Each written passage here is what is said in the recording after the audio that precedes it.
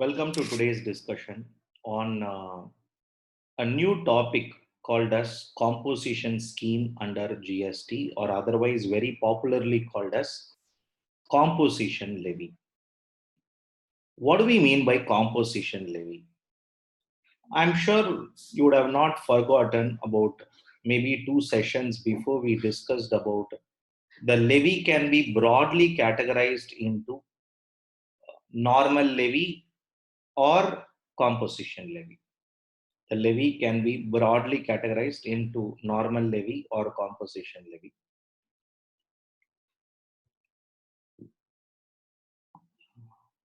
Is my audio and video is comfortable to you all? I have a doubt here.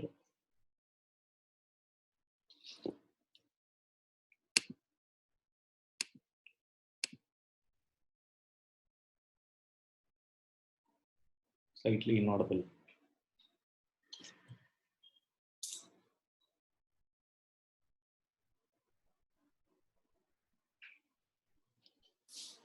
Wait 1 minute.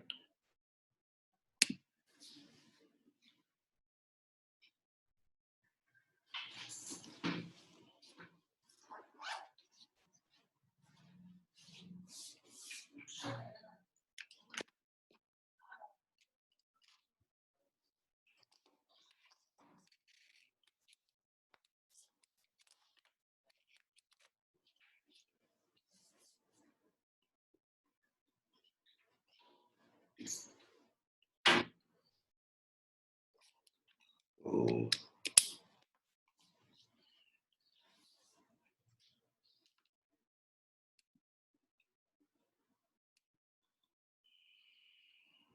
should be comfortable. I connected Ethernet.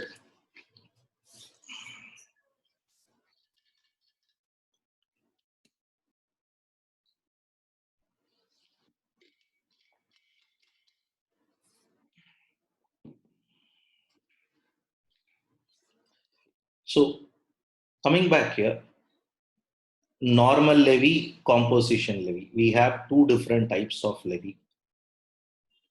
Normal levy would discuss about a normal method in which a person is going to pay tax. Maybe the rate will be determined as per the government based on each product. Some products will be liable at 5% tax. Some products will be liable at 12% tax. Some products will be liable at 18% tax. Of course, if it is CGST, SGST, it can be bifurcated. Now, what is the speciality of composition levy, sir? Kindly understand one of the best advantage of composition levy, or why people will choose composition levy, is they can pay a very little tax, negligible portion, a very little percentage they will pay as tax.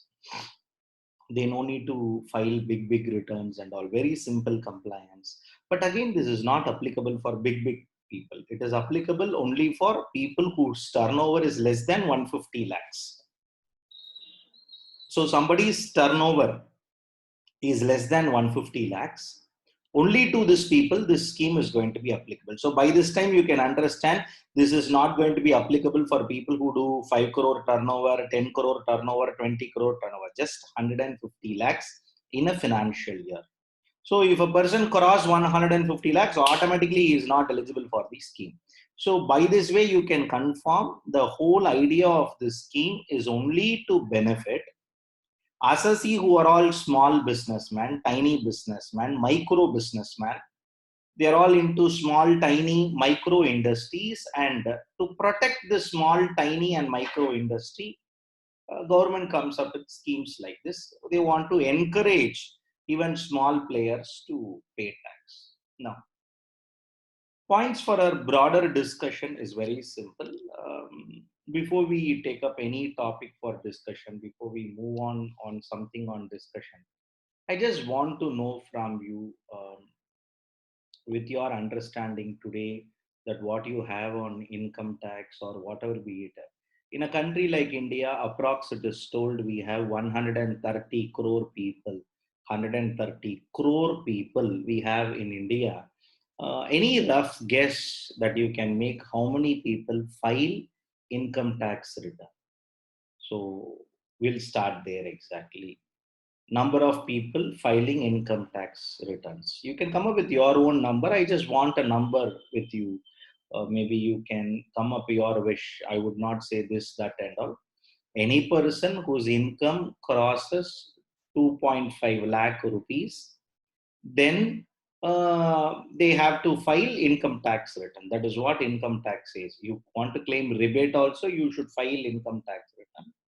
But 130 crore people are there in India. In 130 crore people, how many people may file return? I want in terms of number of people, crore.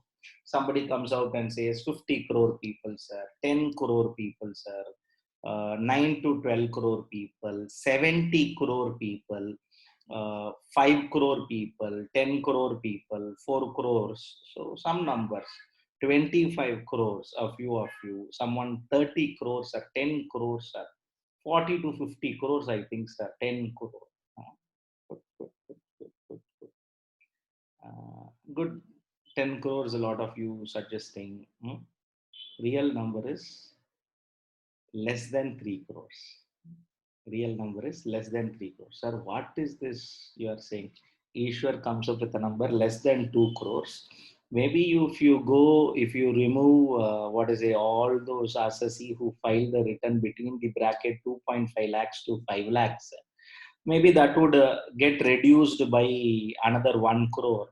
Maybe we can say somebody who files return of income more than 5 lakhs would be roughly 1 crore. That's all. We don't have a great base and all. When it comes to a tax base, Indian tax base, number of assessees, in terms we call it as tax base. The Indian tax base is very, very small, very little. It's challenging only for the country.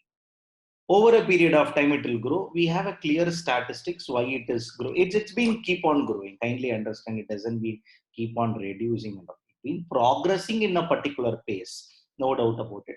Understand, majority of the people are now only started to earn in a country like India. Your average age is today stands at 25, 28, 28, you can say. Average Indian age, if you put all, 28. So it is not a downsizing population. It's not an aging population. It's a young age population. So in a young age population country like this, going forward, you will have more people coming into the tax brackets, compliance, this, that, all will grow, is what is always the thought process of a government.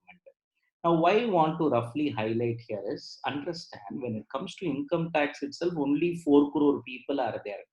Understand, on this 4 crore people, 1 crore people is salaried people. Okay.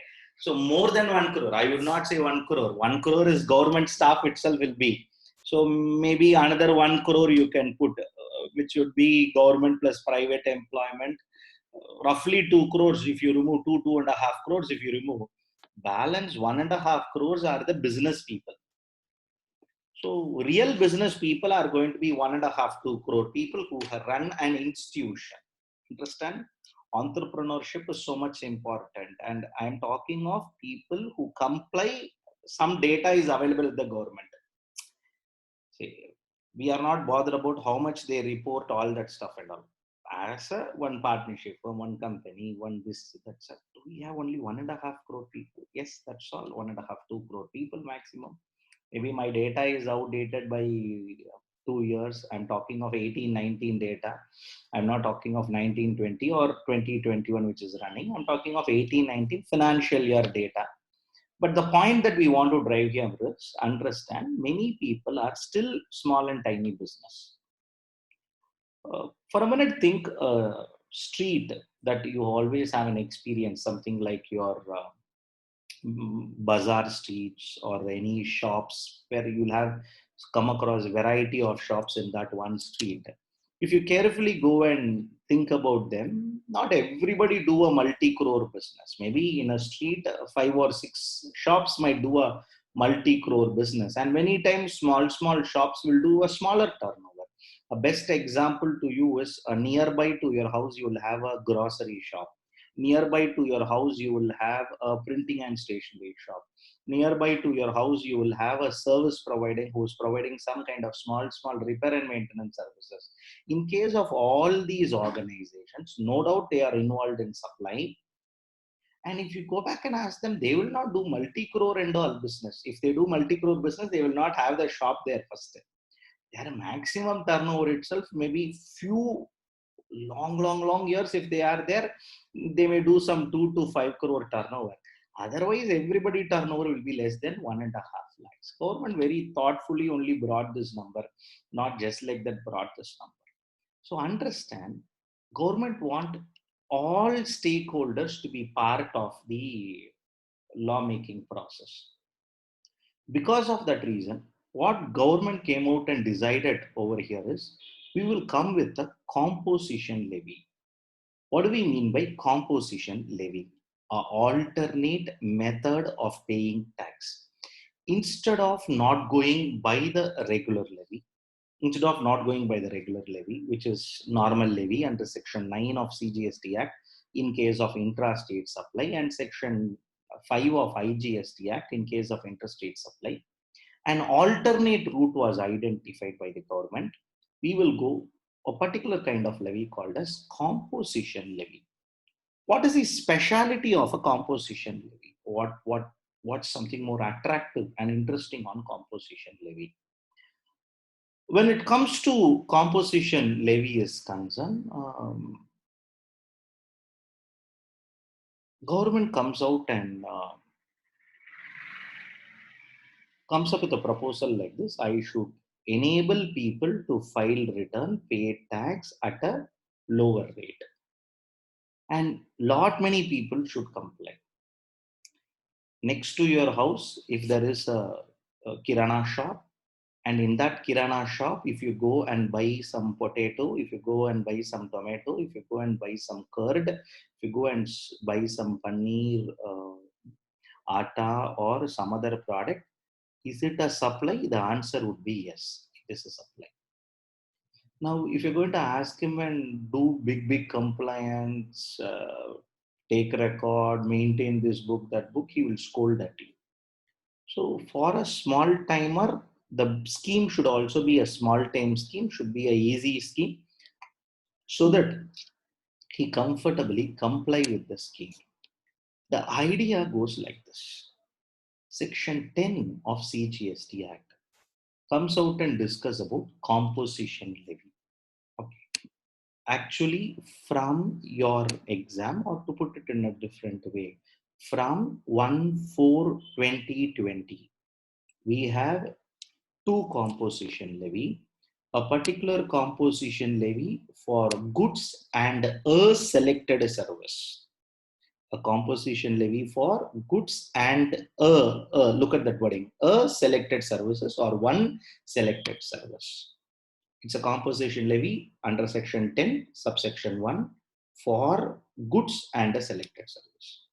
From 1/4/2020, there is another composition levy for services alone. 10(2)(a) for services alone. Just understand the broad heading. So sometimes we will refer 10(1), sometimes we will refer 10(2)(a). 10(2)(a) means it is applicable for all service provider other than 10(1%). Under 10(1), it is applicable for all people who deal in goods plus only one service, So what is that service? Who are all eligible? All that we will learn. Nothing great. All are simple discussion. But understand the background. Composition levy means alternate method of paying tax. Yes. 1 minute. 1 minute.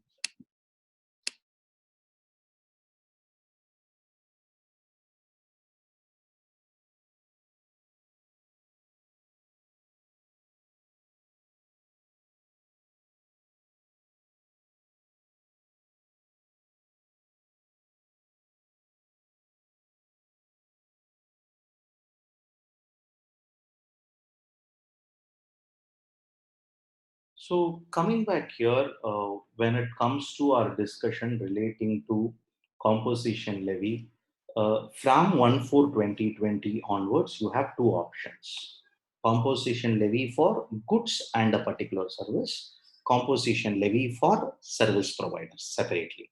That is covered by 10 subsection 2 capital A.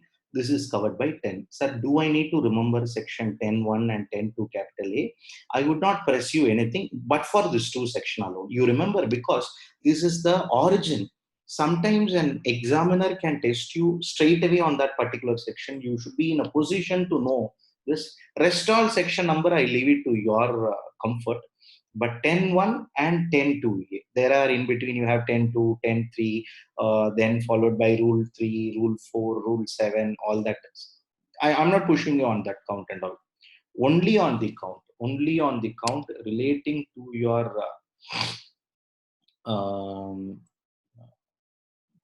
only on the count relating to your activity relating to your 10(1) and 10(2) alone. Yes, it would be something like this only. Coming back here, stepping into the conditions relating to composition. Be with me patiently for next 20 minutes. All are important discussion. We would be discussing about 12 different kinds of conditions. 12 different conditions will be discussed by us, at least at a major level. First 7 to 8 discussions, 8 conditions we will discuss. We have to verbatim remember it, and if a person should satisfy all these conditions, then only he would be entitled for composition levy of the first condition. If a person wants to claim composition levy, his previous year aggregate turnover should not be more than 150 lakhs. In other words, if a person's previous year turnover does not exceed rupees 150 lakhs, then only he is eligible for the scheme. Otherwise, he is not eligible for the scheme. You come across a person whose turnover is 3 crores, 300 lakhs, 500 lakhs, 550 lakhs, 800 lakhs, 1000 lakhs. For all these people, it is not applicable. Sir, 1000 crores, sir, get out. You are a very big SSC. Now, this scheme is applicable only for SSCs whose turnover is less than 150 lakhs. Make a point here, less than 150 lakhs. What are the additional points to be noted here? They used a word called as aggregate turnover. They also used a word called as previous year turnover. When I want to check the applicability for financial year 2021, for the financial year 2021, applicability, if I want to check, my previous year turnover will be 1920. Would you be able to appreciate it? When I want to check the applicability for financial year 1819, my previous year turnover would be 1780. So, which year I am going to claim the scheme? Sir, I am going to claim the scheme in current year 2021. When your current year is 2021, previous year is 1920. So the decision on the day 1st April 2020, a decision has to be taken. Am I interested in opting composition levy, or am I not interested in opting composition levy, or am I eligible for composition levy, or am I not eligible? So is it an optional scheme? Definitely yes, it's an optional scheme. It is not mandatory scheme. Nowhere it is told composition levy is mandatory. Normal levy is only mandatory. Composition levy is optional. It is something like if a facility is given, and if you want, you use this facility. If you don't use it, for us nothing. You're going to pay only this. Let's take up for an example. You're going to buy a product from the Amazon portal. If you're going to buy it from Amazon portal, you have two options. Either you pay the entire money in full for 10,000 rupees, or Amazon gives a free of cost EMI for 6 months. The 10,000 is split out in a strategic amount, and end of the day, you will pay 10,000 only for 6 months. It is now up to you to decide whether you want to pay 10,000 at one stroke and opt it, or you will pay over a period of phased manner. In the same way, composition levy scheme is there. It is up to you to decide whether you will pay it at one stroke or over a phased manner. Coming back here, if previous year aggregate term, if previous year aggregate turnover does not exceed rupees 150 lakhs, which means I should go to the last year P&L account. I should check what is this turnover. What turnover? Aggregate turnover. Aggregate turnover means what? It will include taxable supply. It will include exempted supply. It will include your non-taxable supply and zero rated supply. Recollect, we have defined this word earlier. We have also had a mathematical diagram, mathematical formula diagram for all this earlier. Now, my point here is your previous year turnover should not exceed 150 lakhs. If a person's previous year turnover exceeded 150 lakhs, they are not eligible for composition.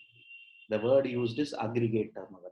No, sir. In Andhra Pradesh, head office, we did a turnover of 100 lakhs. Similarly, in another GSTN, in Tamil Nadu, we did a turnover of 70 lakhs. Come on.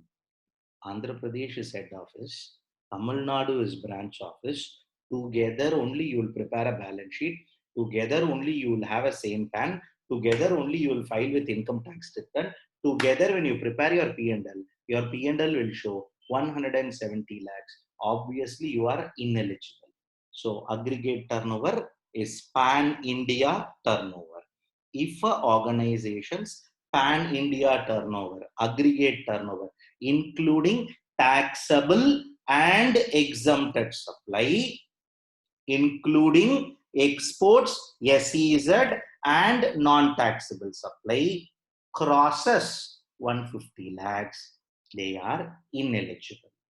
In other words, if a person's aggregate turnover, including taxable, including exempted, including zero rated, is less than 150 lakhs, of course, less than or equal to 150 lakhs, he is entitled for the scheme. First condition. Moving forward. Any person who opt this composition levy scheme, if a person who is going to opt composition levy scheme, he should deal with only in making supply of goods which are leviable to tax under this act. After taking this scheme, for taking the scheme, what is the eligibility? First condition, my previous year turnover should not be more than what? 150 lakhs. I satisfied that condition. Once I have taken the scheme, I should not do what? I should not deal in goods which are, I will rephrase it. I should deal in these goods only which are leviable to tax under the act. If I deal with the goods which are not leviable to tax under this act, then I am not eligible for this composition levy. Sir, you are trying to say leviable, not leviable. I am unable to understand what is leviable, what is not leviable. Tomorrow, if I sell a laptop, am I leviable to GST, not leviable to GST? If I sell a laptop, am I leviable to GST, not leviable to GST? All of you have chat box. You can type. Last 30 minutes, I am speaking. Okay. Laptop, leviable to GST, not leviable to GST. Sai, check. Sai Venkata, check ma. Laptop is leviable to GST. Sir, how should I understand leviable to GST or not leviable to GST? Srinivasan KC, check. If that product, Prakash, check. Ishwar, check. If that product will be taxed, or I'll rephrase, if that product is covered under GST, is called as leviable to GST. If that product is not covered under GST, then it is not leviable to GST. Now, question for you is, after laptop, the next question. The new question is alcoholic liquor. A restaurant which sell liquor, which sell food, want to opt composition levy. is alcoholic liquor is leviable to GST, not leviable to GST. That's all. Till now, whoever answered, all of you answered it correctly. Okay. Sashikant. Sashikant, alcoholic liquor for human consumption is what my contention. A restaurant which sell alcoholic liquor for human consumption. Sashikant, check, is it covered or leviable under GST or not leviable? It is not leviable under GST. All of you, right? All of you answered it well. Good.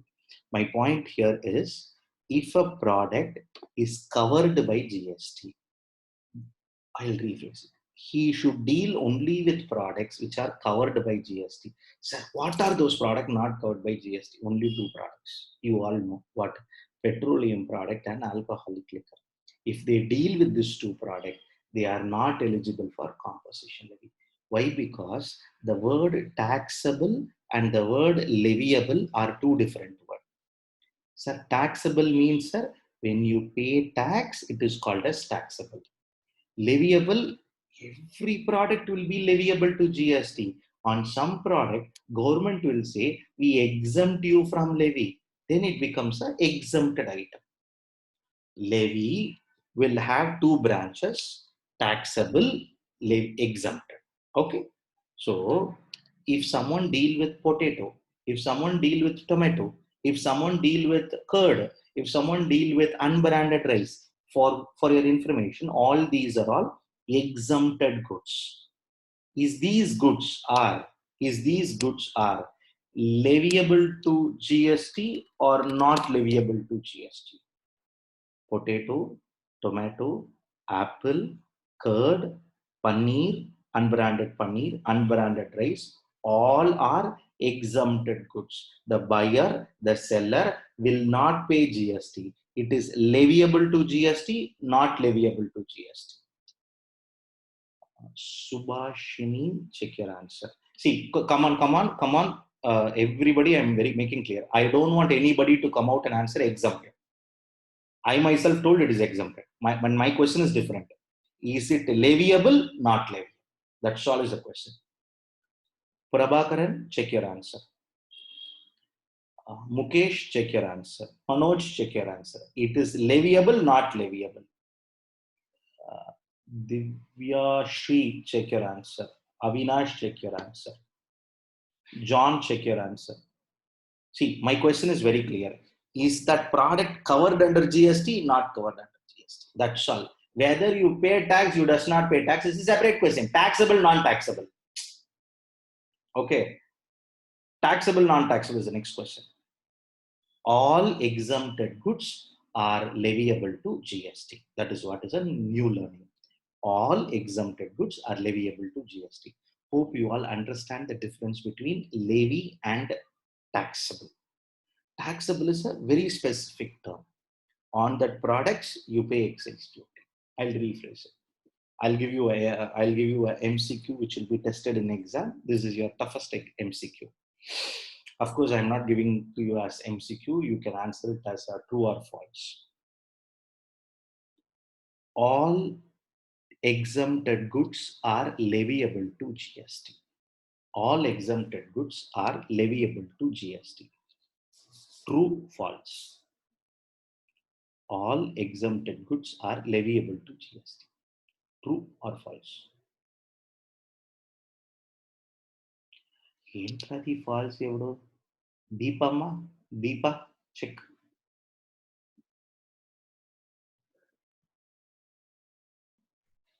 Varun, can you check your answer?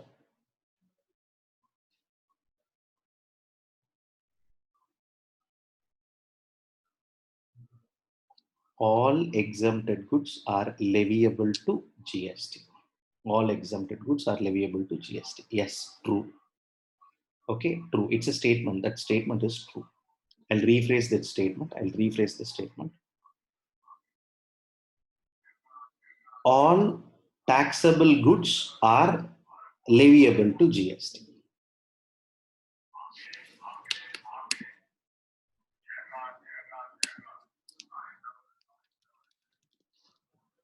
Abdul, check your answer. All taxable goods are leviable to GST.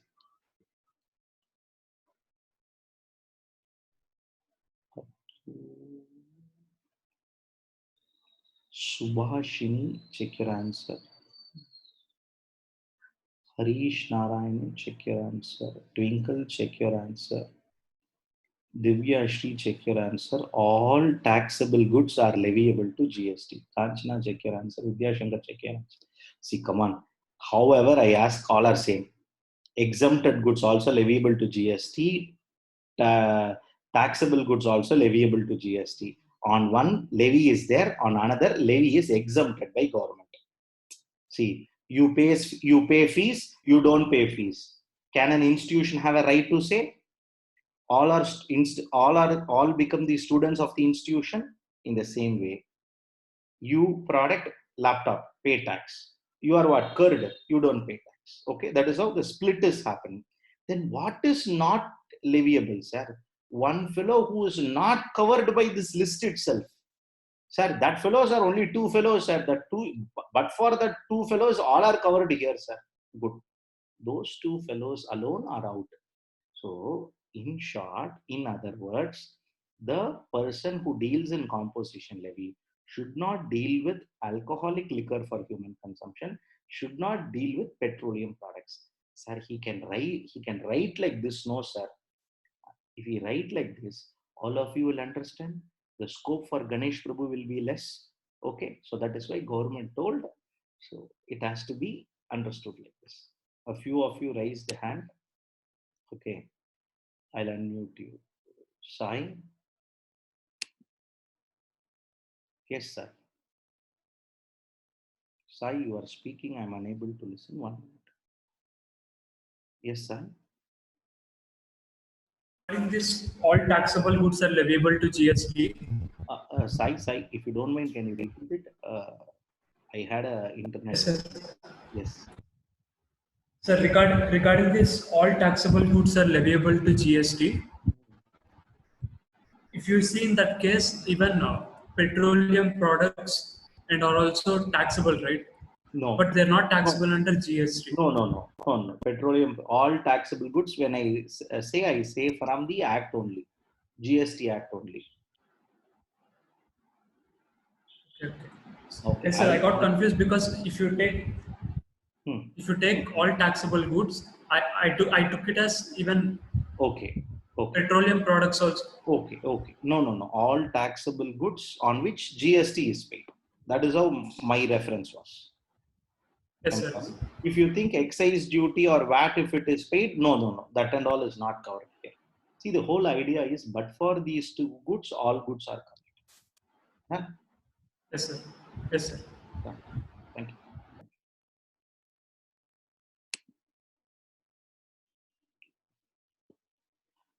Coming back here, moving forward from this question, in case some of you thought that, sir, I thought taxable goods as all taxable goods. No. It was an intention only from a discussion of a GST perspective.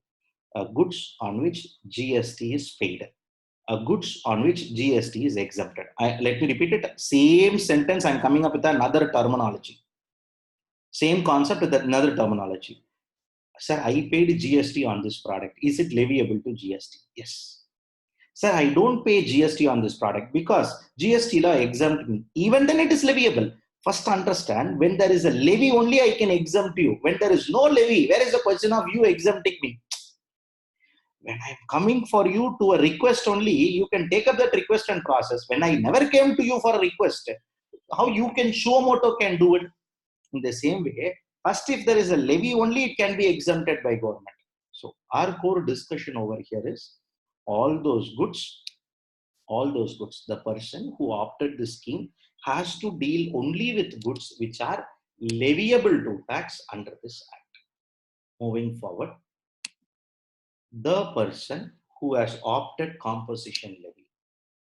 During the year, the person who has opted the composition levy during the year should only be engaged in only one supply of service, which is supply of food. So he should be engaged only in one supply of service, which is going to be what? Supply of food. Sir, along with supply of food, I will also do hotel business, sir. Not allowed. For us, hotel means lodging. Okay. Restaurant means boarding. So I want to do both lodging and boarding services, sir. You are not covered by this scheme. Only supply of food service, only one service is allowed in the whole service industry under this provision. See, not under the law. Under this section, only one service is allowed, which is supply of food. Sir, we do outdoor catering service. Sir. You do outdoor catering, you run it as a restaurant, you run it as a eating joint, you run it as a mess, we are not bothered. But only one service is allowed under this scheme, 10.1. Sir, under 10.2a, any service is allowed. 10.1, only one service, which is going to be what? Supply of food. Other than supply of food, if they do any other service that is not covered by the composition, followed by, he should not engage in interstate outward supply. Sir, what do you mean by this? He should not sell goods to another state. Interstate means what? Another state, selling goods to another state. He should not sell, he should not sell goods to another state. He should not be engaged in interstate outward supply of goods. He should not be engaged in interstate outward supply of goods. He should not be engaged in supply of goods through e-commerce operator. Sir, can I sell goods through Amazon? Can I sell goods through Flipkart? You sell, dear, but not being a person under composition levy. Not be a person paying tax under section 10. Being a person paying tax under section 9 of CGST and SGST Act or under section 5 of IGST Act, which is basically a normal levy. Sir, I want to sell goods to Kerala, Karnataka, Andhra Pradesh, Madhya Pradesh, Uttar Pradesh.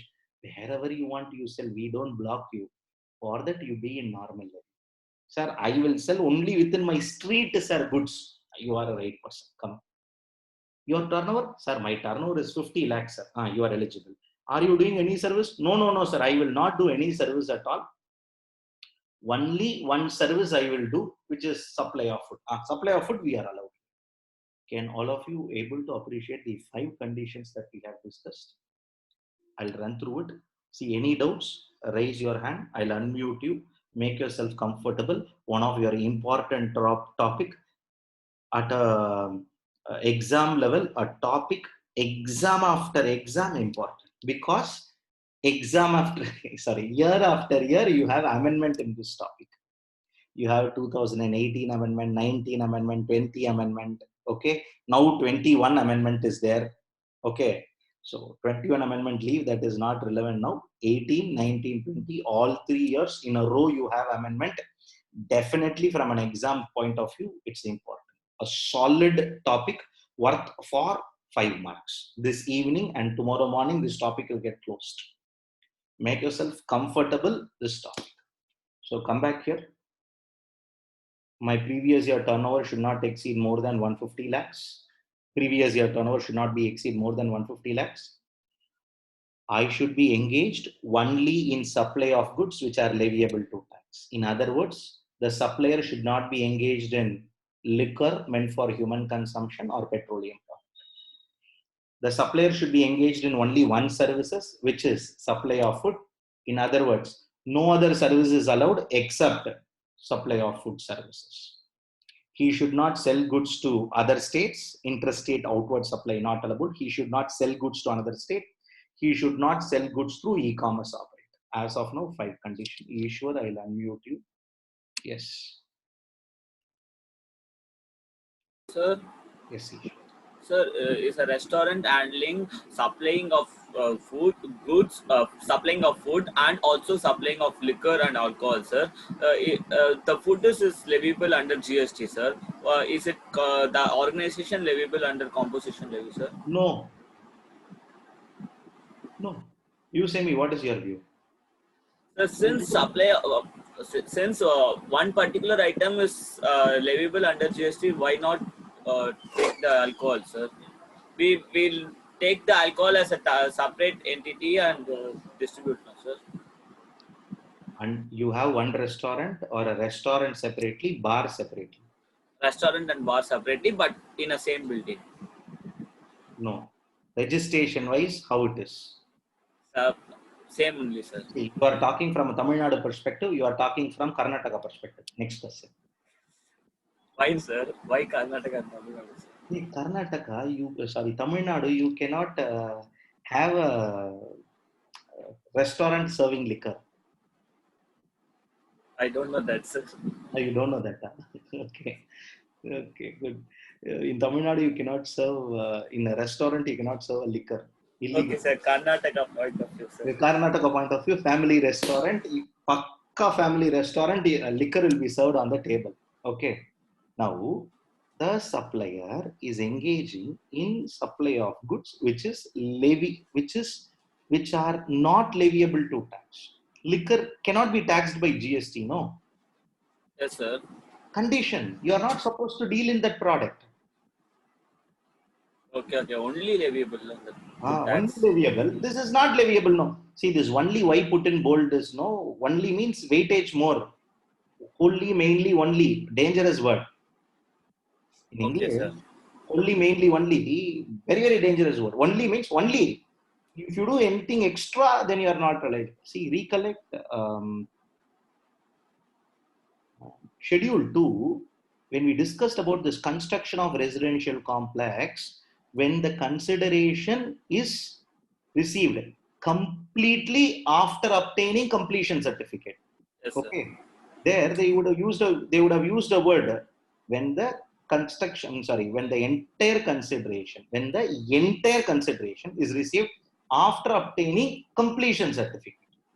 That entire consideration completely afterwards. Likewise, you should deal only goods. I sell laptops, sir. I sell mouse. I sell ThinkPad. I sell desktop. I sell various peripherals of computer.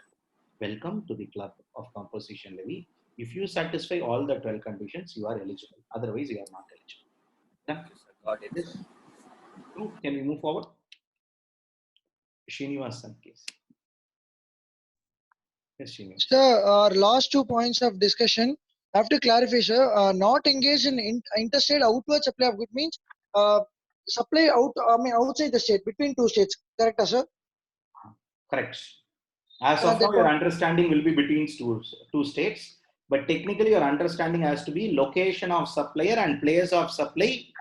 If it is in 2 different states, then it becomes a interstate supply. Interstate supply. Yes, sir. That is okay. Pakka, sir. And then last point of discussion, not engaged in supply of goods through e-commerce operator, irrespective of location.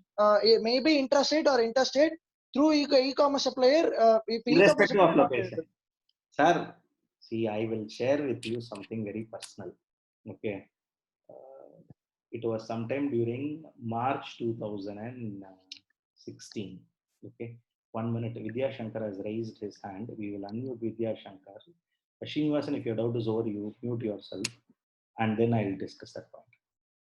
Sir, if a small restaurant, sir, having a turnover of less than 150 lakhs avails the service of Zomato or Swiggy, sir, will it be covered under this act, sir? You say me, sir. What is that? எனக்கு doubt என்னன்னா sir Zomato Swiggy வந்து e-commerce operator doubt இருக்கு sir அதுதான் sir. So yeah, doubt. Why you have a doubt? Zomato and Swiggy 200% e-commerce operator. It is a food belongs to Zomato or Swiggy, or food belongs to Murugan Idli shop. Murugan Idli shop, sir. Then Zomato Swiggy does what? Does he buys and consume, or does he deliver to the end consumer? Deliver to the end consumer. Okay. Now what is your view? So now it is not applicable. It cannot come under this section, sir. It will come under section. It does not means that is a restaurant can do Zomato and Swiggy, or they cannot do. They can do, but they cannot come under this section. Kindly make a note. Just because you raised this question, Vidya Shankar, nice question. Look the word here. Only what word is used? Supply of goods, sir. So when you supply, when a restaurant supply its food, is it supply of goods or supply of service? General question to all.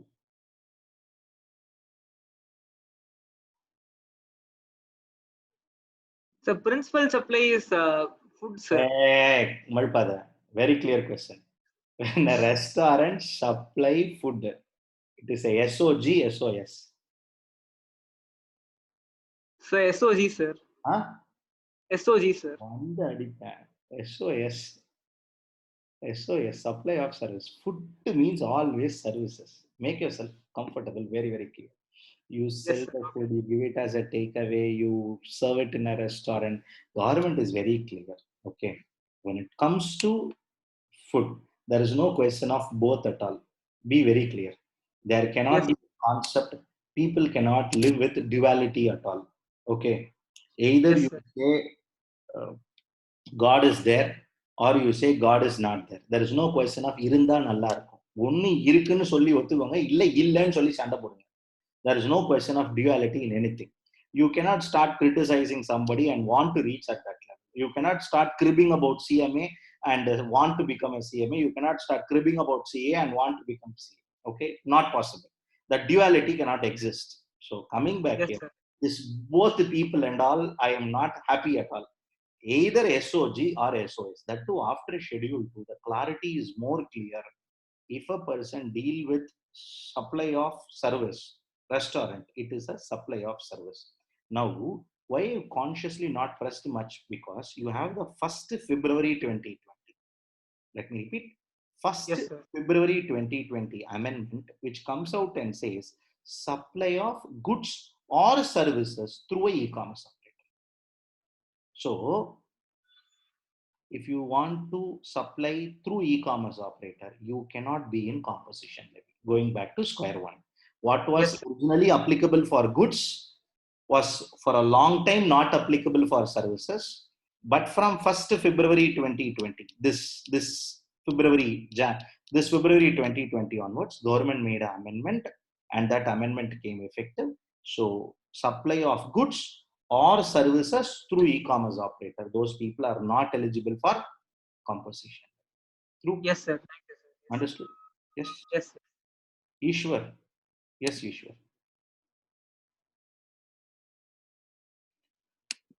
Yes, Ishwar. Quick. Quick. Sir, Yes. Yeah.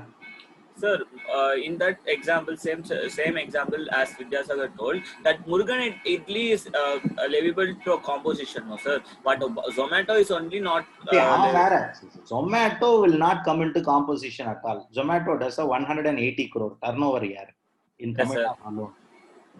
Okay, sir. What if we expect that is a between 150 lakhs turnover, sir? We expect it like that, sir. In that case, Zomato is an e-commerce actor, is not liable to composition, no, sir. But Murugan Idli, who is delivering through Zomato, is liable to composition, no, sir. This condition is applicable only for through, not Okay, who's the true. e-commerce operator. Okay. Okay. And in my understanding, a e-commerce operator will never come at all here. Okay, sir. E-commerce operator, I'm not saying, sir, but Murugan Idli is liable, no, sir. One thing I will say, we have only crossed our halfway mark. We have another 5 more conditions. After that 5 conditions, plus after 10 hours later, I will discuss a topic, not 10 hours.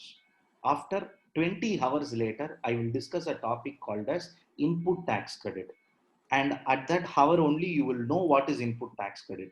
After completion of input tax credit, if you still think composition levy is beneficial, okay, at that time we will take up this question. Now kindly drop this question. This is not, now it is relevant. Just for your information, no e-commerce operator will come. People deal in goods, people deal in services, that alone we will take it. Yes? Okay, sir. Can you move forward?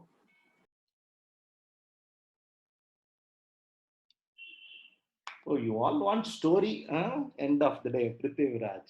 Good. Already I've been scolded by anybody. You are saying only story in the class, not discussing the subject. Good.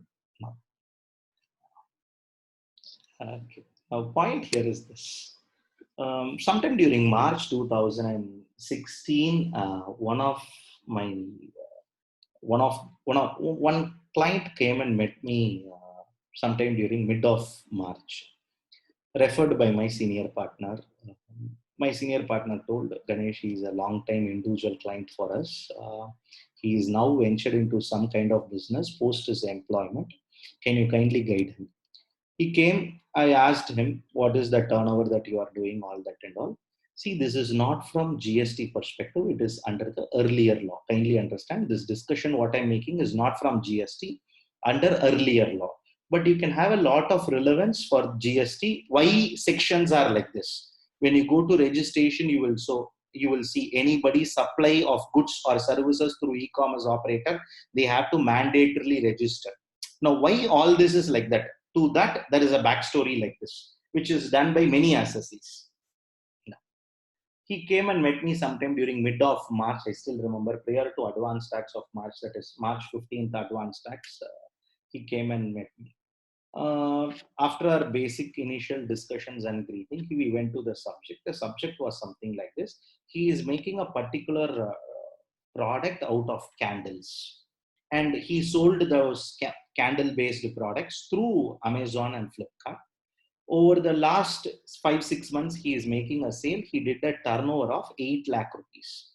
Erstwhile VAT law, if you cross 10 lakhs, registration is mandatory. Like now GST, if you cross 20 lakhs, registration is mandatory. Now GST 20 lakhs, erstwhile VAT law 10 lakhs. He came out and told that, sir, if I take registration, if I pay value added tax and all, it will not be beneficial to me.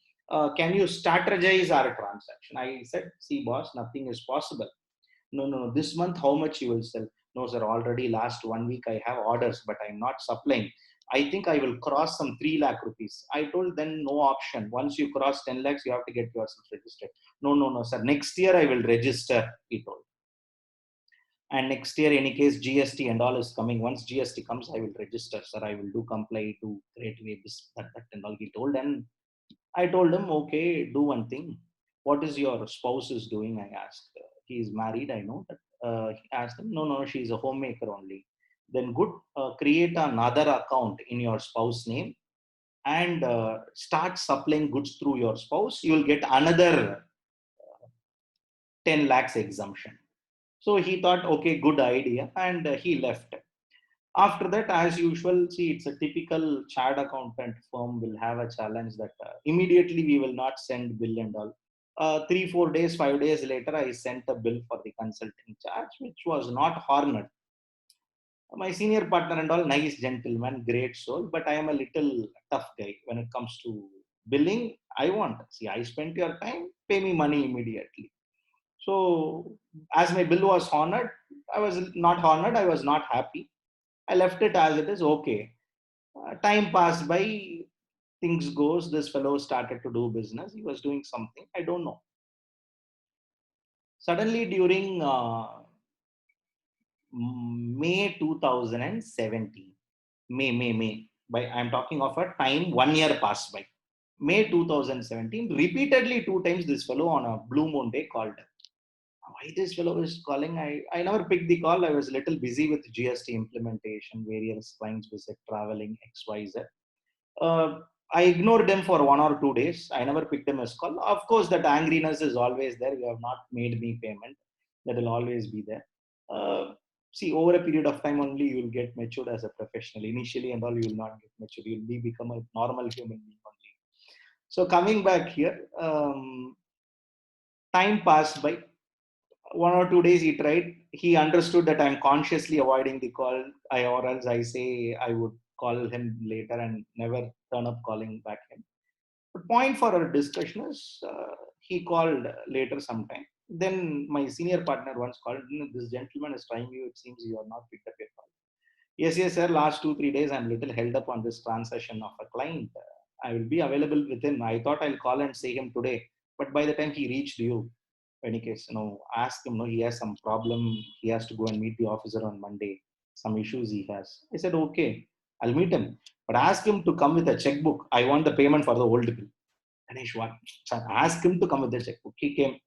First, he was about to show me notice. Nothing doing. First, check for the old bill. So, old bill got clear. Now, made a very point. Today, whatever discussion we make, after that, tomorrow bill will come. You have to honor it. Otherwise, that's all. Threatened him. Okay, he said, yes, I would make the payment. I would not It's my mistake. I should have paid it. I thought I will pay. After that, once or twice only a follow-up came from your office. It never paid. I told him, see, once or twice we can follow up. After that, beyond that and all, we can't follow up regularly. But any case, coming to the crux of the story, he showed me a notice. The notice said, it is issued from the investigation department of VAT, value added tax, where it said that from the intelligence information, we come to know you have crossed the turnover of 10 lakhs and you did the turnover of 38 lakhs, and not 38 lakhs, 36 lakhs. Yeah, 36 lakhs or less than, number something equivalent to that. But you have not paid taxes. I was surprised. Hey, how you reached so much turnover? And I asked them, sir, like how you told only I did, sir. The department partner, come on, yeah, up to one for a person, turnover is 10 lakhs. Beyond that, you can't cross. How you did this 36 lakhs turnover? When I asked them, sir, we are 4 members in our home, sir. Okay. Sir, myself, my spouse, my first daughter, elder daughter, and the younger daughter. Oh, great. So I did first 8 lakhs in my account, sir. Then next 8 lakhs in my daughter's account, spouse account, sir. The third 8 lakhs, I did it on my first daughter, and the fourth 8 lakhs, I did it on my last daughter. Wow, what a tax plan, I thought. And suddenly it struck to me, and I asked him, by the way, what is your first daughter and second daughter is doing? Sir, first daughter is pursuing second standard. Second daughter is pursuing UKG. I was stunned. How you did the transaction? I opened a minor account and did the transactions.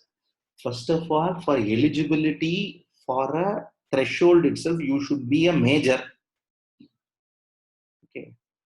So, point here to be noted is, I have told you one such suppression of transaction, a fraudulent transaction like this. Like this, hundreds and thousands of transactions has happened. They will collect from the e-commerce. They will collect from the individual buyer. They will not pay tax to the government. They will pay under composition levy. From the buyer, they will collect 12% tax, 18% tax, pay to government only 1% under composition levy or 2% under composition levy, which was existing there. All kind of challenges they had. Government made a point. If somebody come to composition levy, that's all. You are not eligible to sell goods through e-commerce operator. If you want to sell to goods through e-commerce operator, get out of my scheme. Go to the normal levy. Pay under normal. The point that I want to break was, but what was very interesting and I was a little excited to know from the enforcement department is how 4 people are same people he understood.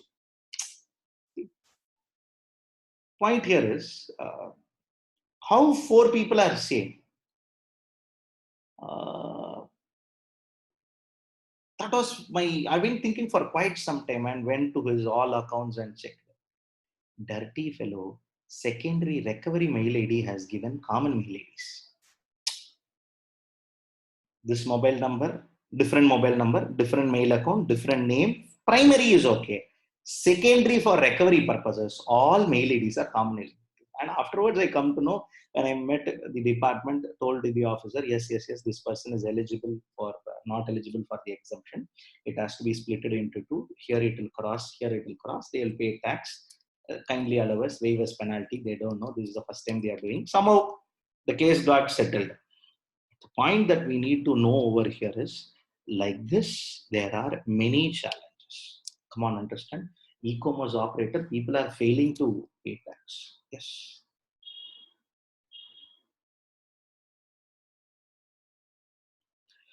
See, Shreya, it's very tough to convince a tax officer that how a second standard daughter was engaged in supply of goods. See, if it is going to be a skill which they go and make a stage show, they go and sing, and they go and dance, or they go and do some activity on the screen, that I can understand. Okay, for which you get even a crore rupee, it doesn't matter. That's a skill. It's a service. Supply of goods involves an extra element. I'm not saying it is not possible, but understand it is tough to convince an officer. And in his case, it is very evident The products are sold by him only, his name only, his brand. The product itself cannot be. So my point here is, when it's not based on the amount, understand, it is based on the product. See, we have people, just to, because you picked up this argument, I'm taking artist by name called as Shruti Hassan. We all are aware. Shruti Hassan used to earn closely to 20-25 lakhs when she was about 12 years young. 12, just 12 years young, she used to earn 20 lakh rupees. Understand, which is a quite sum for all said and done. Even if you go back 20 years before, 20 lakh rupees was a serious big sum. But understand, but that money was paid for a skill. There are artists today, just 4 years before, one of the well celebrated heroine's daughter, who was a main cast in a particular film of, again, a well rated celebrity, that for that film she was paid closely to 1 crore rupee. We are talking of a 9-year young daughter of a celebrated heroine. Now the question here is not the amount, their skill. Yes, the point. You are right on the movie. So now I'm not on to the debate of movie. I'm on to the transaction. Now the point here is, these are all skills. For skill, how much ever we pay does not matter. We have the youngest directors who are all at the age of 12, 13. They are paid for their concerns. That's something different, but not a supply of goods. And here it was a covered transaction. It was not that fair. In any case, that's all discussion. We'll park all those discussions.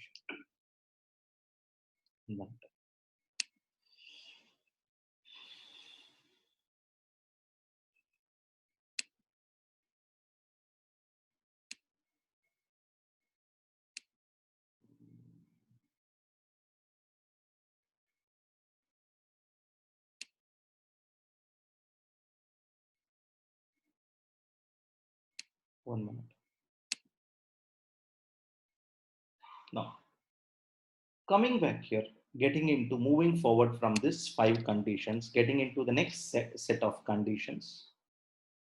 The person who opted the composition levy should not manufacture notified goods.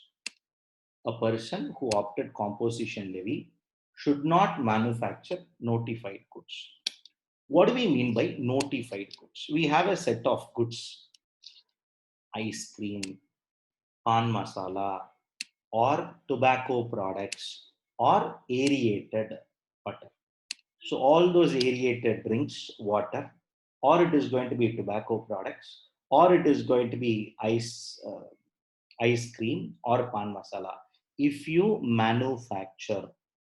a person manufacture 40 lakhs only turnover, but he manufacture ice cream, 80 lakhs only turnover, but he manufactures aerated water.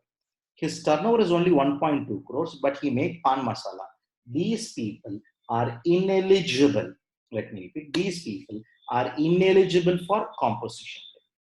For opting composition levy,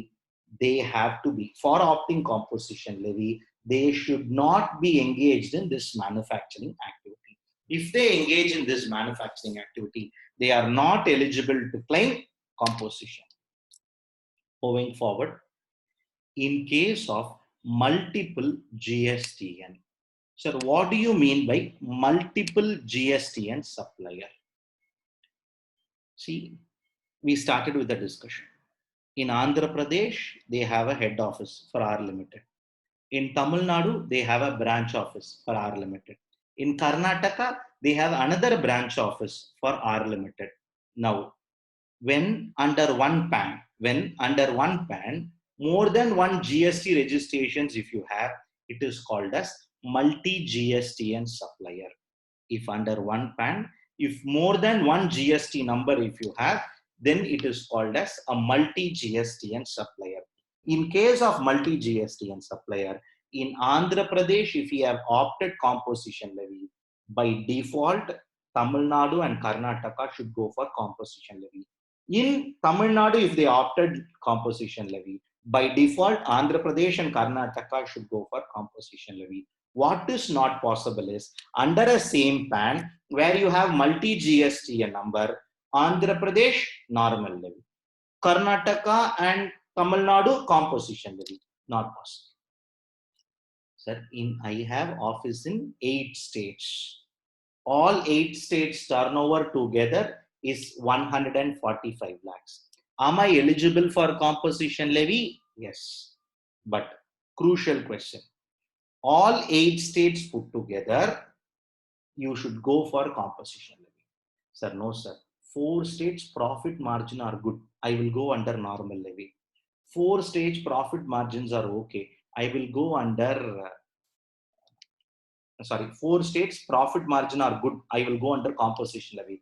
4 state profit margin are not there. I will go under normal levy. No stories like this. All 8 are nothing but head office and 7 branches.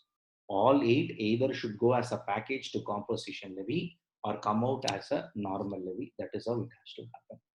Moving forward, they are not supposed to collect tax from the customer. They are also not eligible for tax credits, very popularly called as input tax credit. When you buy a raw material, in the raw material, there will be a GST, which you will take it as input GST and adjust with your output GST, which is not possible under composition levy. Further 4 additions. Should not be engaged in manufacture of notified goods. In case of multi-GSTN, people under a same PAN having more than one GST number, either they should opt all composition levy or they are not eligible. They are not supposed to collect tax from their customer. By the name tax, they are not supposed to collect tax, which means it will be a cost to them. They are not entitled for ITC. In other words, when you club all the 9 conditions, previous year turnover should not be more than 150 lakhs. They should be engaged only in goods which are leviable to tax. Only one service is allowed, which is supply of food. The composition levy person should not deal in goods they should not deal with interstate supply of goods. They should not supply goods through e-commerce operator. He should not manufacture notified goods. He is not supposed to collect tax separately. He is not eligible for ITC. If he has multiple GST registration, either all registration he can go for composition levy, or for all registration he can go for normal levy. No cherry pick is possible. Okay. What if there is one head office and 4 offices are registered under the same PAN? What do you mean by 4 offices? Dhuru, can you? Yeah, I'll unmute you. Yes, Dhuru. So the example you gave of 1 head office and 7 branch offices. What is out of the 7 branch offices? Say for example, 3 branch offices are registered under a different PAN number, a PAN number of someone else. Then you cannot call it as branch office. Branch office means same PAN. Head office, branch office will enjoy a same PAN. Oh, okay. If your PAN number changes, then it's a different person. It's not branch office. It's a separate person. Head office and branch office will have same PAN. Huh? Thank you, sir. Karthik Narayanan, yes. Sir, so in case of multi GST suppliers, you said that, for example, when a company has one head office and 7 branch offices having same PAN, if any one branch office is applying for composition, all the 7 other branches should also go for composition levy. Yes, sir. Sir, but in the case any one branch operating throughout India comes and does not satisfy any of the conditions stated above, sir. For example, branch in Tamil Nadu. Oh, okay, sir. And then, sir, not to collect any tax means the supplier of such goods should not collect any GST on such products, sir. Yes, GST. See, when they sell goods, they should not collect 10,000 rupees goods and tax so much. They should simply sell goods as 10,000 rupees. Tax should be a cost to them. Ah, yes, sir. Understood? Yes, sir. So these are all your conditions. If all these conditions are satisfied, no doubt a composition levy person is eligible for composition levy. Done? Sir, I complied all these conditions, sir. What is the advantage for me, sir? This is what is an advantage. Where if you are a manufacturer, you will pay 0.5% CGST, 0.5% SGST on the state or union territory turnover. On what is your state turnover, on that state turnover, 0.5% CGST, 0.5% SGST. See that fellow, laptop fellow, he will pay 9% CGST, 9% SGST. Whereas you will pay how much only if you are a composition levy person? 0.5% CGST, 0.5% FGST. That too if you are a manufacturer. Sir, I am not a manufacturer. I am a trader who are coming under other suppliers. I am a trader. Then for that person, double advantage. 0.5% CGST, 0.5% HGST. Sir, same only no, sir. Look here. State or union territory, taxable turnover. Let me repeat. State or union territory, taxable turnover. What do you mean by state or union territory taxable turnover means?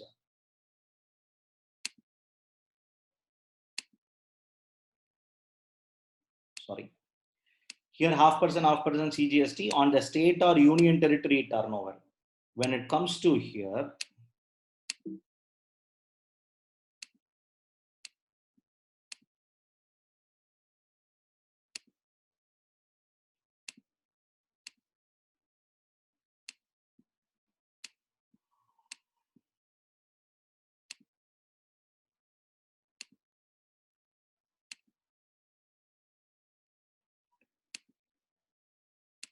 half percent and all same.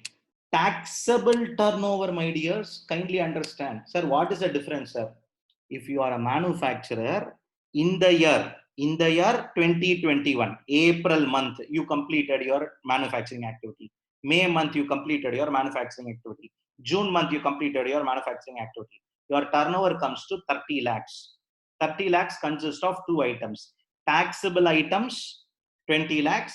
Exempt item, 10 lakhs. If you are a manufacturer, for the first quarter, on 30 lakhs, you will pay 30 lakhs into 0.5% CGST, 0.5% SGST.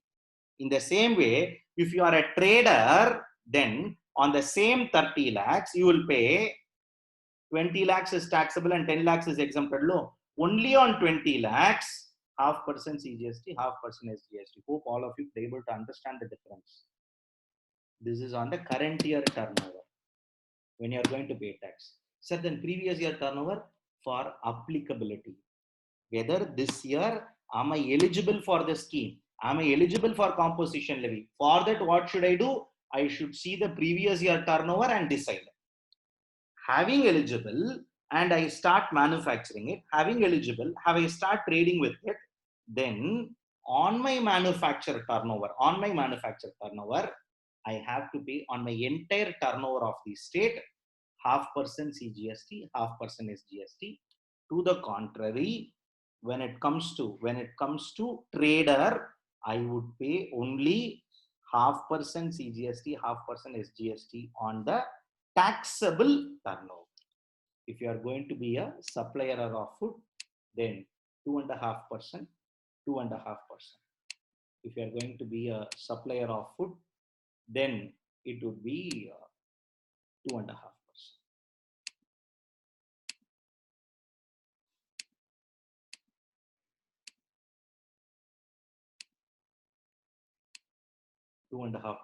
of state tax. Understand, all three are different.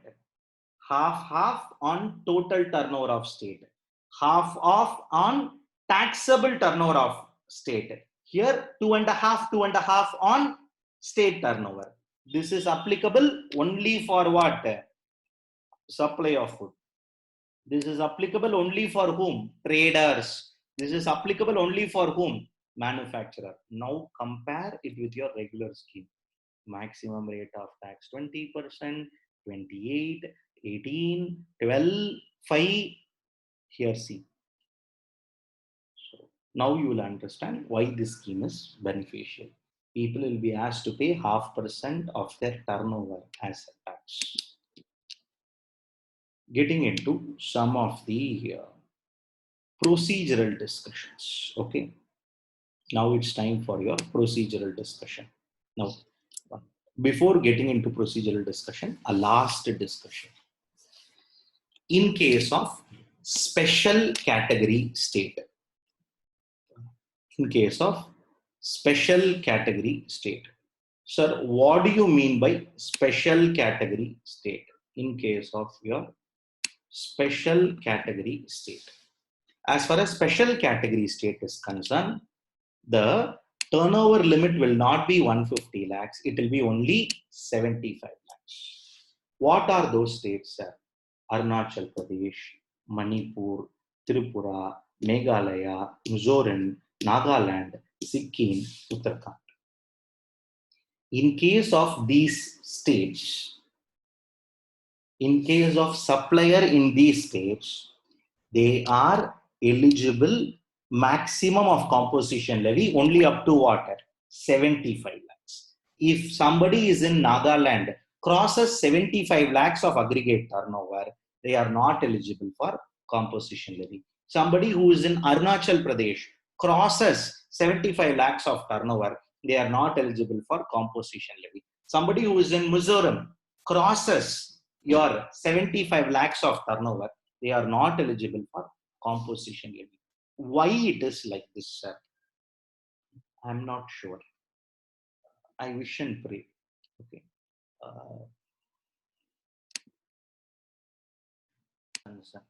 You can pick up any states of your wish.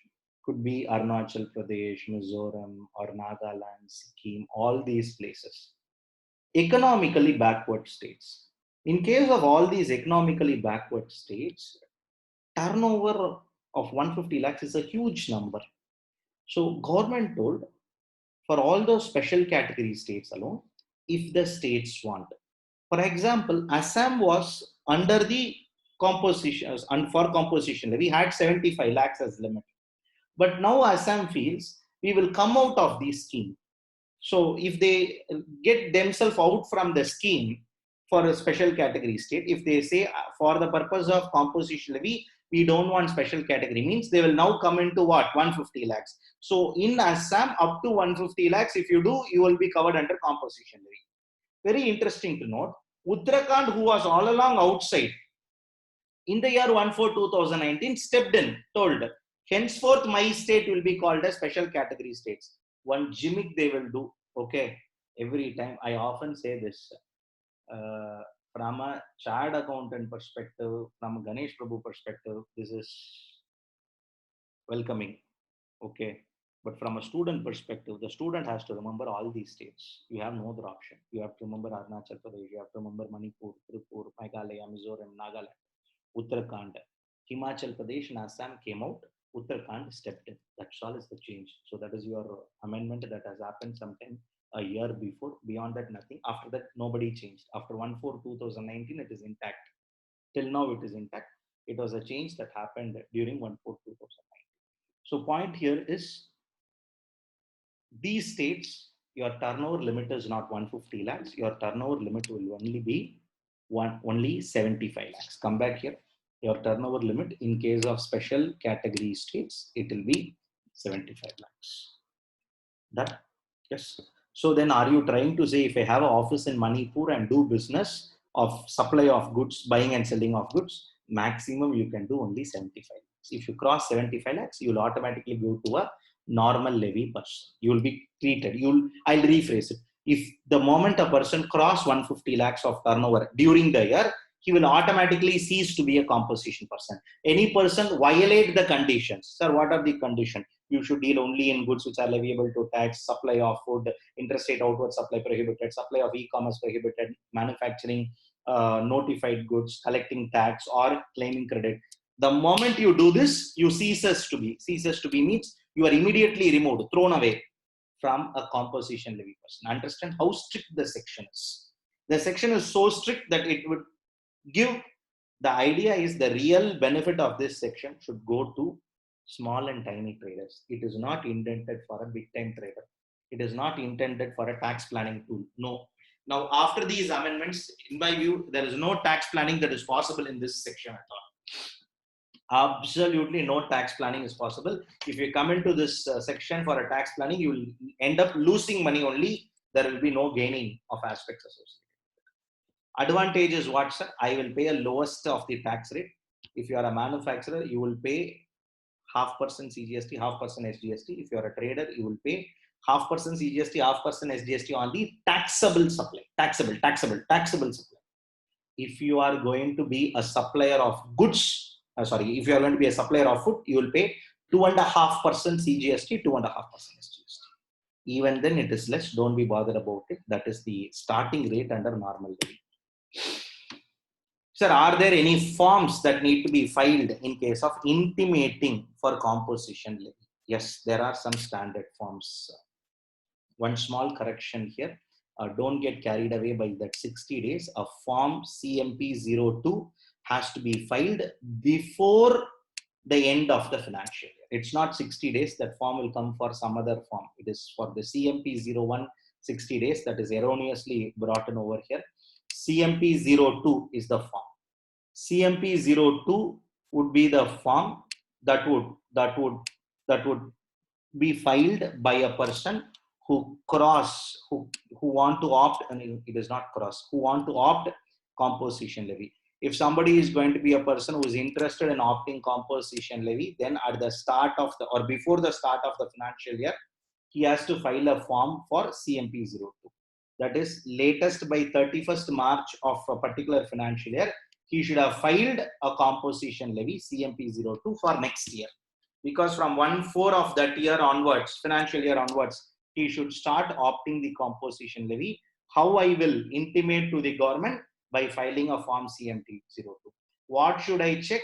My previous year turnover should be less than 150 lakhs. If I am located in special category state, my previous year turnover should be less than 75 lakhs.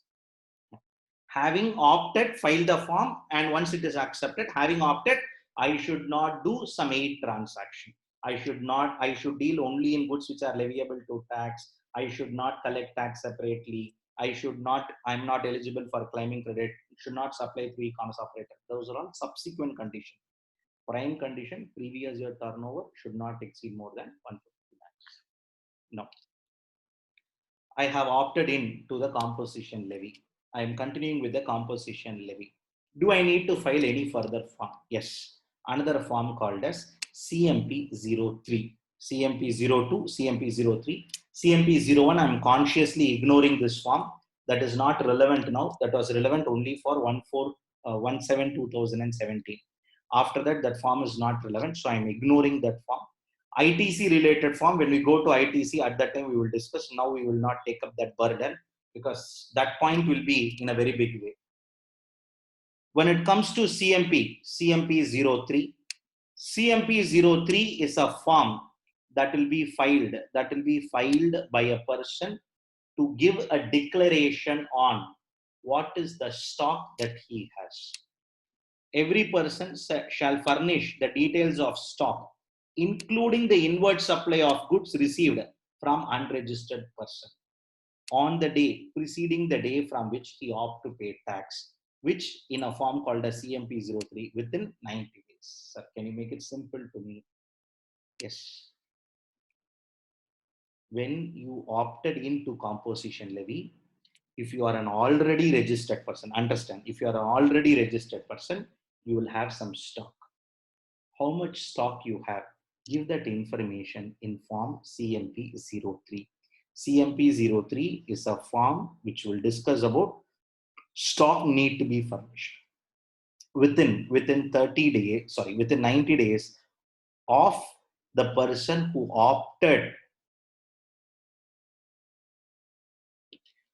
within 90 days from the date of opting the composition levy, and the composition scheme will be effective from the beginning of the financial year. That is known to you. That is not a great information, but just understand one form for stock if available. If stock is available only, that information is required. Otherwise, that information is not required.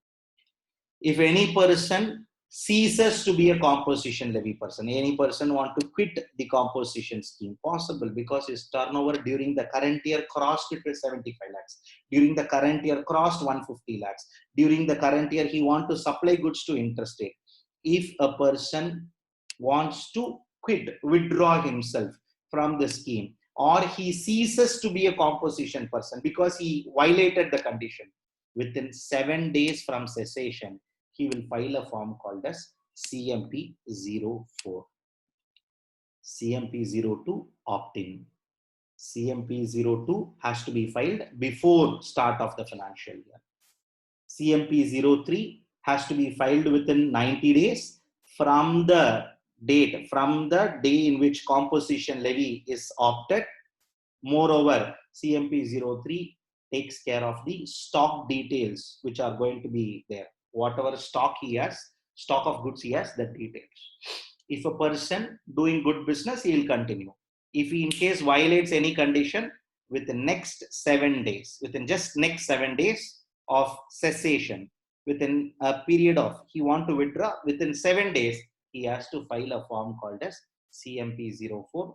Remember the number. That is why I'm time and again repeating, from an MCQ perspective, from a 2-mark perspective, from a descriptive perspective, numbers are important.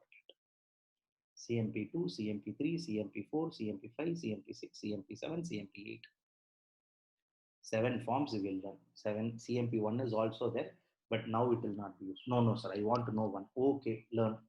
CMP01 will be filed by a person who want to opt composition levy on 1/7/17.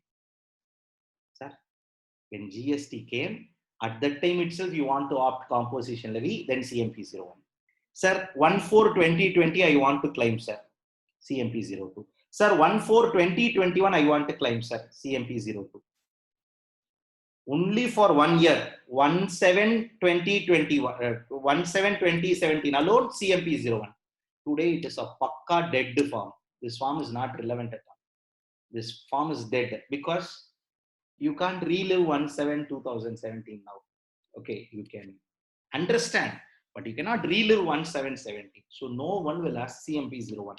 It's only going to be CMP02, 3, 4, 5, 6, 7, 8. 8 is the amended one. 2, opting in for composition levy. 3, stock declaration. 4, if someone want to withdraw or ceases to be a composition levy person, he has to file. 2, 3, 4. 5, if in case the officer feels that person is not eligible for composition levy, and officer feels the person has contravened the provisions of section 10. Actually, he is not eligible for composition levy, but he erroneously claimed, then officer will issue a notice called as show cause notice, for which officer will use a form called as CMP05. To the notice issued by officer, one reply will be submitted by the assessee. That reply will be submitted by the assessee within 15 days from the date of issue of notice. That reply will be in CMP06.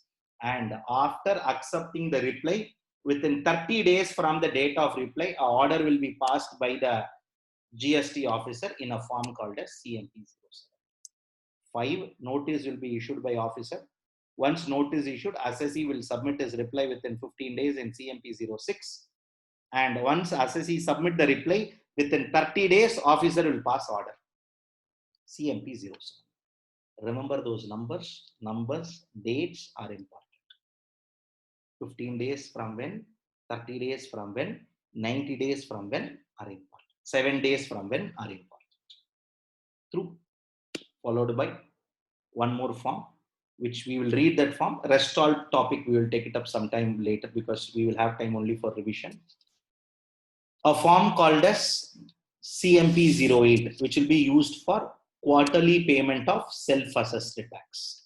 Quarterly payment of self-assessed tax will be filed by a form called as CMP08. CMP08 is an exclusive form filed by an officer. CMP08 is an exclusive form filed by the assessee on a quarterly basis for payment of taxes. 2. Opting into composition levy. To be filed before what? Before start of the financial year. 3. Declaration of stock. Within 90 days from the date of composition levy opted. Composition levy is being opted. 3rd, CMP 2, 3, 4. CMP 04. If a person is going to be removed from the composition levy, or a person withdraw himself voluntarily, or a person cross that threshold or breached the condition, then he has to file a CMP 04 within 7 days from the breach, 7 days from crossing, 7 days from cessation. If officer thinks, an officer is very right, that person is not eligible for composition levy, officer will issue a notice under section 10. Officer will issue a notice in a format called as CMP 05. CMP 06, a reply will be filed by the assessee saying that how he is eligible. Based on the reply, officer will pass the order. Based on the reply of assessee, officer will pass the order CMP 07 within 30 days from the date of reply. And reply to the show cause notice has to be done within, for the show cause notice, reply has to be done within 15 days from the notice. Every quarter is over, tax will be paid to government in a format called as CMP 08. These are all forms, these are all time limits within which it has to be applied. So that sums up the part 1 purpose of our discussion. We have a part 2 discussion. We have some more conditions. So still we have conditions, mind you, 9 conditions only we complete. We have a condition that a person should not be a casual taxable person or non-resident taxable person. And we have another condition, he should not have stock which are purchased in the older time. Older stock he should not have. These are all additional conditions. When we satisfy these conditions only, we can go for some more amendments that are made during 2018, 2019. This is a 18 amendment. This is a 19 amendment. This is a 20 amendment. Okay, 18, 19 amendment. This is amendment section, amendment slide. Once this is over only, we can go to the next slide. Okay, next scheme, which we will do in tomorrow's session. And simultaneously, what we will also do is, once that is over, we will also take up your practical questions on all this and try to close this topic by tomorrow. Yeah? If you all have any questions, yes, I would take it up. Thank you all. Otherwise, thank you all for effective and patient. Sir? Karthik, yes, Karthik. Karthik, yes, Karthik. Sir, in relation to special states, sir, which for which Ireland turnover shall not exceed 75 lakhs, sir. Sir, in the example which you gave in multi-state GST, I know, sir, with the same PAN, if some of the branch offices are in special states and some of the branch offices are in normal state where 150 lakhs is criteria, sir, which criteria will prevail, sir? Either 150 lakhs or 75 lakhs? Because you said like all India turnover will be considered for that person. What is your view, Karthik? Your view, Karthik? 150 lakhs, sir? 75 lakhs. So 75 lakhs, sir? Or multi-GSTN, either all should be in composition, all should be out. Understood? Oh, so anything which they do, they should do in uniformity. Whichever is less, it will be happen. Sir, not whichever is less. I'm sorry, it's not whichever is less. It is you are violating a condition, because in multi-GST you have to be one state eligible, one state not eligible. So and கண்டிஷன்னால இந்த ஸ்டேட்ல இந்த condition satisfy பண்ணா composition level வராது. ஆனால் 75 lakhs தான் average sir. டைரக்டா 75 lakhs தான் எலிஜிபிள் எல்லாருக்கும். Yes sir. அதுக்கப்புறம் வந்து நம்ம இந்த not a manufacture of notified குட்ஸ்னு பார்த்தோம் சார். அதுல சப்ளையர் ஆஃப் நோட்டிஃபைட் குட்ஸ் இருந்தா பரவாயில்லையா சார்? ஏன்னா இப்போ நார்மல் அந்த சார் நம்ம வந்து காம்போசிஷன் ரேட் பார்த்தோம் சார். எல்லா டவுட்டுமே கார்த்திக், உன்னுடைய டவுட் எல்லாமே நாளைக்கு ப்ராக்டிகல் ப்ராப்ளம். நாளைக்கு ப்ராக்டிகல் ப்ராப்ளம் புஷ்னு போயிடும் இருக்கிற 62 பேருக்கும். ஓகே சார், நான் நாளைக்கு பார்த்துக்கிறேன். ஓகே, மீதி ஒரு 40 பேர் வெளில போயிட்டாங்க. ஓகே, 60 பேருக்கும் எப்படி ஆயிடும்? நான் புஷ்னு போயிடும். என்ன, ஏன்னா நீ கேட்கற கேள்வி ஃபுல்லாவுமே நாளைக்கு ப்ராக்டிகல் கொஸ்டின். என்ன சொல்லு, you proceed. In spite of that we will discuss. Yes sir. இப்போ இந்த so we'll discuss in tomorrow sir. Tomorrow's class still we will discuss. Yes sir. Tomorrow itself we'll take it up. Karthik, sure. Valid, because your question is valid, we'll take it up tomorrow. Yes sir.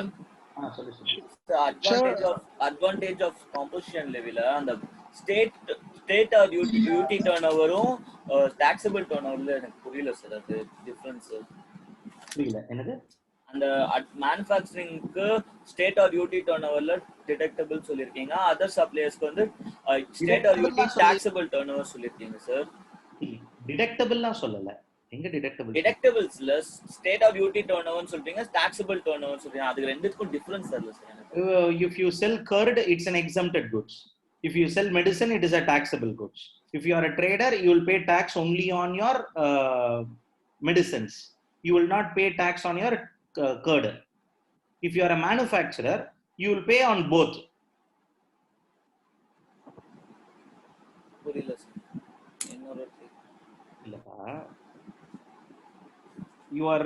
You are making a product. Yes sir. That product may be taxable by the government, may be exempted by the government. Yes sir. If the product is irrespective of the product is taxable or exempted, if you are a manufacturer, on your sales turnover you have to pay tax, which is your 30 lakhs. Okay. 30 lakhs, how much tax you will pay? You are a manufacturer. 0.5% plus 0.5%. 0.5% plus 0.5%. Now I have certain records. I am a trader. As far as trader is concerned, tax will be paid on the taxable supply. Taxable supply. I have 30 lakhs turnover. Of that 30 lakhs, I show to you, sir, take 10 lakhs. That 10 lakhs is potato, tomato, unbranded rice, unbranded paneer, curd. Yes sir. Other 20 lakhs is branded items, followed by your cosmetic items, chocolate, soap, this, that. Now, you will calculate 0.5%. Yes sir. On what? On taxable turnover. Okay. 20 lakhs or 10 lakhs? English pesa that. 20 lakhs sir. Thank you sir. Sure. Regarding this filing of forms, CMP2 ன்றது வந்து within 60 days option from subsequent year கொடுத்துருக்காங்க. அது before the start of the year sir? ஆமா, அது before the start of the year. எனக்கு தெரிஞ்சு அங்க ஒரு அமெண்ட்மென்ட் வந்திருக்கு கண்ணா. முதல் வருஷத்துக்கு மட்டும் தான் அப்படி கொடுத்தோம். அதுக்கப்புறம் அமெண்ட்மென்ட் பண்ணோம். S sir. அதுக்கப்புறம் CMP4 வந்து ஒன்னு வாலண்டரி வித்ட்ராயல், இல்லனா அந்த லிமிட்ட கிராஸ் பண்ணிட்டா, இல்லனா எனி பிரீச் ஆனா கண்டிஷன்ஸ் வயலேட் பண்ணிட்டா. Okay sir. அப்ப CMP4 வந்து இவன் இன்டிமேட் பண்ணனும். அதாவது அந்த சப்ளையர் வந்து சப்ளையர் அந்த ரெஸ்பெக்டிவ் பர்சன் இன்டிமேட் பண்ணனும். அப்போ CMP5 வந்து ஷோ காஸ் நோட்டீஸ் கொடுத்திருக்காங்க. அதுவும் கான்ட்ரவென்ஷன் தானே. அப்ப பிரீச் அப்ப எதுக்கு சார் CMP4 ஒன்னு CMP5 கொடுத்திருக்காங்க? வாலண்டரினா நீயா டிஸ்க்ளோஸ் பண்றது டிபார்ட்மென்ட் கண்டுபிடிச்சு வந்தானா? அதுக்கு டிபார்ட்மென்ட்டும் இன்வெஸ்டிகேட் பண்ணுவான்ல. எலிஜிபிளே கிடையாது அவன் க்ளைம் பண்ணினே இருந்தான்னா அதுக்கு வந்து CMP5 கரெக்ட்டா சார்? டிபார்ட்மென்ட் கண்டுபிடிச்சு நோட்டீஸ் அனுப்பிச்சானா CMP5 மா, அவ்வளவுதான். Yes sir. அதுக்கு வந்து அந்த ஷோகாஸ் நோட்டீஸ்க்கு 15 டேஸ்ல ரிப்ளை அனுப்பணுமா? within 15 days. ஆமா, maximum. Yes sir. Okay. Yes sir. ரொம்ப பாயிண்ட்ஸ்லாம் ப்ரிசைஸா இருக்கனால தான் நான் எலாபரேட்டா கேட்டேன் அந்த நோட்ஸ்ல. Done sir. Yes Vidya. CMP4 என்ன டேஸ் எவ்வளவு டேஸ்க்குள்ள பண்ணனும் சார்? வாய்ஸ் ஆடிபிள் ஆகல. சார் CMP4 க்கு வந்து எவ்வளவு டேஸ்க்குள்ள அந்த சப்மிட் பண்ணனும் சார்? CMP4 தான் உழுது, அதுக்கு அப்புறம் உள்ள ஹலோ Yes. சார் இல்ல சார் எத்தனை டேஸ்க்குள்ள வந்து சப்மிட் பண்ணணும் 7 days. 7 days. Okay sir thank you sir Thank you. Ishwar, Manoj, I'll come to you next. Sir, Ishwar, sir. yes. Sir, இது composition of the will and இது section 10 subsection 1 ஓட point sir. Engaged in interstate outward supplies of goods is not engaged no இல்ல sir. அப்போ multiple GST ல வேற ஸ்டேட்ல தான sir GST இருக்கும். அப்போ ஒரு ஸ்டேட்லயும் ஒரு manufacturing அங்கேயே பண்ணனும் sir அந்த ஸ்டேட் குள்ளேயே. ஓகே. ஆமா. ஹெட் ஆபீஸ்ல இருந்து பிரான்ச் ஆபீஸ்க்கு goods அனுப்ப கூடாதுப்பா. அதான் கேள்வி ஹெட் ஆபீஸ்ல இருந்து பிரான்ச் ஆபீஸ்க்கு நான் goods அனுப்பலாமானா முடியாது. Interstate supply ineligible. Okay sir, got it sir. Manoj, yes Manoj. Sir இப்ப பிக் ரெஸ்டாரண்ட்ஸ்லாம் என்ன டாக்ஸ் சார்? நார்மல் லெவி போய்டுவோம். நார்மல் லெவி 5% தான். 5 அப்ப இதுக்கு டிஃபரன்ஸே இல்ல அப்ப நான் ரெஸ்டாரன்ட்னா நார்மலா அதுக்கே போயிடுவேன். உனக்கு நிறைய கதை தெரியாது. அக்டோபர் 2017க்கு முன்னாடி அக்டோபர் 2017ல தான் இந்த அமெண்ட்மென்ட் வரும். ஓகே 5% எல்லா ரெஸ்டாரண்ட்டுக்கும். Okay okay sir. Okay, sir. Other than star hotel restaurant and restaurant which have a license to serve liquor. Okay. But for it, all the restaurants today are at 5%. If today you go and compare the situation, you will not find it very attractive. But prior to this, non-AC restaurant was 12%, AC restaurant was 18% GST. Okay, sir. When law originally was introduced, non-AC was 12, AC was 18. Okay. Okay, so when you compare that with composition levy was small. Okay sir. Now what happened, everything is brought down to composition levy except for bar based restaurant and star hotel based restaurant. Okay sir. Sir அப்ப இப்போ வந்து எல்லாரும் வந்து normal இது என்ன போயிடலாம் sir restaurant வச்சிருக்காங்களா? எல்லாரும் நார்மல்ல தான் இருக்காங்க. யாருமே காம்போசிஷன்ல வர மாட்டாங்க. நான் காம்போசிஷன் லெவினா என்னால கலெக்ட் பண்ண முடியாது கஸ்டமர்ட்ட இருந்து. நார்மல் லெவில இருந்தா கஸ்டமர்ட்ட இருந்தாவது கலெக்ட் பண்ணலாம். I can say my increase 10 rupees and collect from you 5%. Okay? Yes sir. I'm in normal levy. If I'm in composition levy, my 10 rupees is inclusive of what? Yes sir. Tax. Yes sir. Okay? Yes sir. So sir, one more from an outdoor caterer perspective, normally if you go outside 18% GST. Okay, outdoor caterer. Okay. 18% GST. Now it has reduced to 5%. 5%. Yes sir. Okay. Outdoor caterer composition levy is attractive. Restaurant it is not attractive. Just for your information, October 2018 onwards, not 18. October 2019 onwards, October 2019 onwards, that also got amended. Outdoor caterer also brought to 5%. 5%. அப்போ எல்லாருமே composition லெவல்ல இருங்க அப்படினா. Okay sir. Yes. So Shreya here. Sir, Aisha ma'am, she's not able to unmute her mic, so she wants me to ask her doubt. Fifth point in composition levy, sir. She says regarding supply of goods through ECO point. 1 minute. E-commerce operators point. I'll ask that on you. Aisha.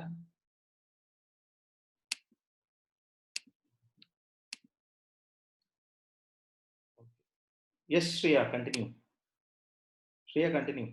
Yes, sir. She had a doubt in the fifth point, that is supply of goods through the e-commerce operators point. She wanted you to explain that point alone again.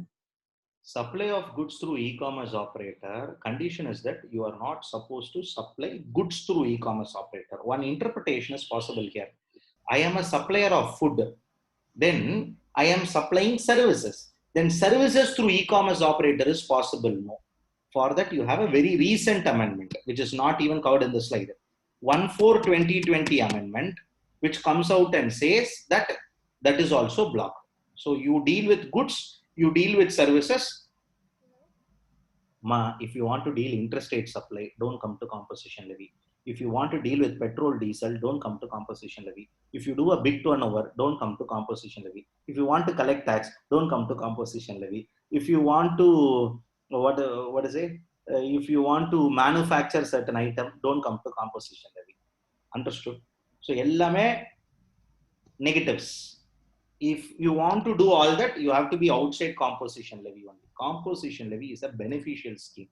with all the conditions. If all are satisfied only, it is eligible, otherwise not eligible. Sir. Yes. Sir ரொம்ப sorry sir. அந்த point மட்டும் சரியா, இப்போ வந்து restaurant service எல்லாருமே இப்ப normal லெவியே choose பண்ணிப்பாங்களா sir? அது நார்மலா ஓகே. ஏன்னா ரெண்டு ஸ்கீமுக்கும் இன்னும்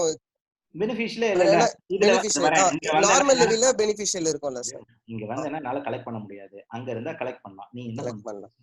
எஸ் சார், நார்மல் இது ஃபைன் சார். அதான் முன்னாடி பிஃபோர் அக்டோபர் 2018 17 இல்ல நினைக்கிறேன், அது மறந்துடுச்சு. அக்டோபர் 2018 தான் நினைக்கிறேன். Before October 2018, rate was 12, 18 and 5. What you will choose? 5 sir. அவ்வளவுதான்.